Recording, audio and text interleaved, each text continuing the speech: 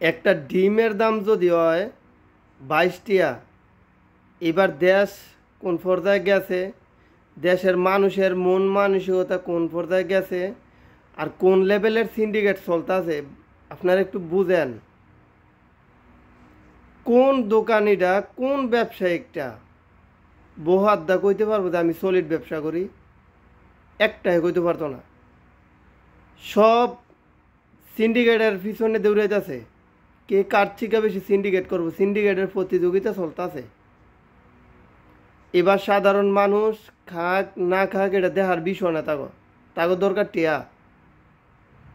ঠিক আছে, কোন দেশে বসবাস করি আমরা? যেই ডিম গরিব মানুষ, যারা দেশের অনেক নিম্ন আয়ের মানুষ আছে না, অনেক নিম্ন আয়ের মানুষ আছে, যারা 3 বেলা গরুর মাংস দা ভাত খাইতে পারে না, যারা সপ্তাহে একদিন গরুর মাংস কিনতে পারে না, যারা ইলিশ মাছ শো দেয় না, যারা খাসির মাংস দেয় না, যা বর্তমানে ফাঙ্কাস মাছ কিনারই মুশকিল।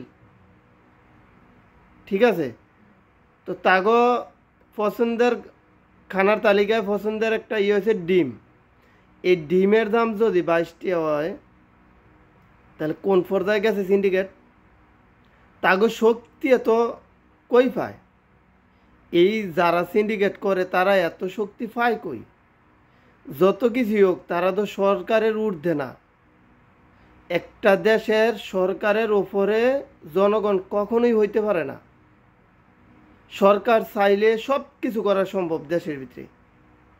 একটা দেশের সরকার যদি চায় যে আমার দেশ একদম আমি যেমনি কম এমনি চলবো, অবশ্যই সম্ভব।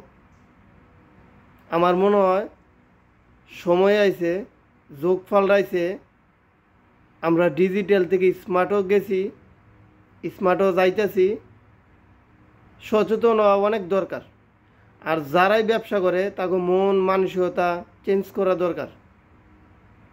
লাভ করেন, আপনি চালান খাড়াইতেছেন, আপনার একটা ব্যবসা প্রতিষ্ঠান আছে, আপনার কর্মচারী আছে, লাভ করেন। এ তো চক্রবর্তী লাভ করলে হইতো না।